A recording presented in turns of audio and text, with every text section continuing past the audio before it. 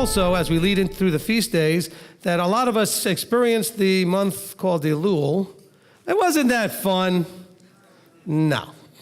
The month of Elul is never fun. And this year certainly was one of those years where Elul was not fun. It's the month that leads into Tishrei, which is when trumpets, atonement, and Sukkot are. So, that lead-in helps us to practice what's called endurance. Patience and endurance and all these kind of skills that you need to make it through these hard times. And so we did a teaching years back, and I want to redo it because we didn't have it on film, called Endure and Receive the Crown of Life. And it begins in James chapter 1 in verse 12. Part of this is an encouragement from Yaakov, an encouragement to say, you're going to be in trials. And if you would just endure these trials, and we're going to talk about what that actually means, then it will prove what's really in your heart, what you're really made of, what your level of commitment is, all those other things. And that would make you then worthy, whatever word you would prefer, but there's verses that talk about walking worthily of the master and those kind of things. Then you would be worthy of the crown of life. We've all been sold a bill of goods that just confess the Messiah and make an altar call and you're getting the crown. And he meditates in his Torah day and night. Okay, so you want to be a blessed man? Are you going to be able to meditate on his word day and night? And by meditate, it doesn't mean actually memorizing verses. It means being aware on some conscious level of what is going on around you and how Torah would apply to it. Does that make sense? In other words, most of us walk through life in a completely disconnected automaton state. We're just reacting to stuff around us. We're on autopilot. You ever drive home and don't know how you got there? You just blanked out and your car sort of know where it was going? Okay? You just started thinking about something else. You left work. You started driving. Next thing you know, you're home. You're like, man, how'd that go? That's what you're doing with most of your life. So it's going to be like the tree planted by the rivers of water that yields its fruit. In other words, it bears fruit. It takes in that Torah meditation, applies it to the situations, is completely rooted and grounded, and then it's going to actually bear fruit because it's doing what? It's hearing and doing. It's aware and it's taking action. That person is aware and they're doing things that are part of that understanding. It's a forward motion or an action that manifests from that awareness. So that bears fruit. So this is just the beginning part of the verse from James 1 where it said, blessed is the man who does endure trials. So first you have to understand what blessed is the man means. Because the man who's going to endure trial is going to be the man who doesn't walk in the counsel of the wrong, doesn't stand in the path of the sinners, doesn't sit with the scoffers, delights in Torah, meditates on it day and night, is a tree planted by the rivers of living water. Do you see why he'd be able to endure the trial? When you have an issue with someone in authority, in this case we were talking about parents, but we're talking about Yahweh now, you can't really repent if you are not going to be honest. You know why David HaMelech, King David, was a man after Yahweh's own heart?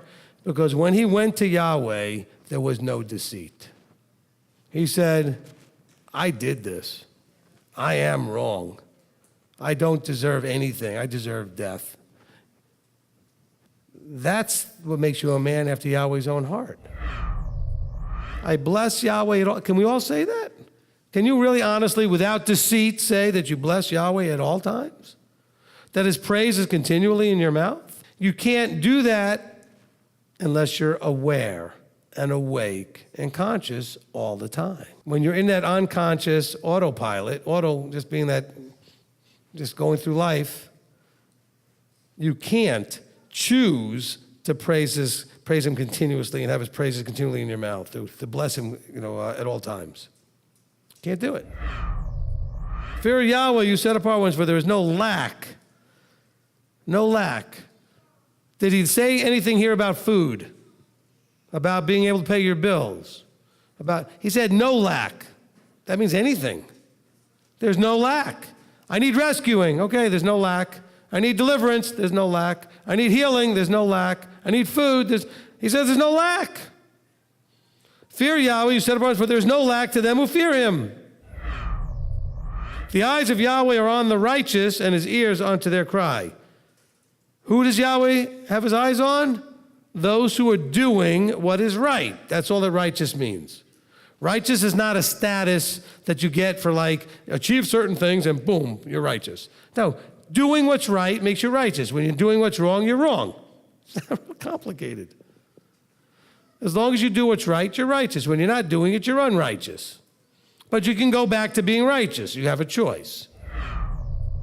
That your being has longed and even fainted for the courts, and your heart and flesh cry out for the living hell. I know you're crying out to get out of the living hell you think you're in. Are you crying out to the living hell? It's a different way of understanding it. But you're crying out because you think you're in a living hell. That's a different thing.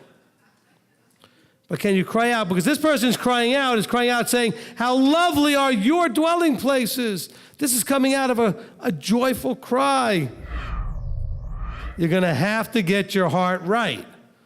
Because it says the highways are in their heart. In other words, the knowledge of the route and the path to the door is in your heart. That's what it's saying there with the highways. You know the way to the kingdom door. If you are the blessed man whose strength is in Yahweh, who's been doing these other things, who is crying out for the living El, the one who is doing the other things that we read as far as confessing sin, being restored, finding refuge, delighting in the Torah, all those things together that have to do with being a blessed man, they all lead to also having the path. You know how to get there. Blessed is the man who trusts in you. The problem is we don't trust him. We really don't. Well, that's not true. Sometimes we do. When it's easy to trust him or a little tough. But when it really comes to those trials and we start going into panic, we're proving we're not trusting him. Do you know why he lets you go through those trials? He's trying to see how much you trust him. Are you going to trust him or are you going to panic?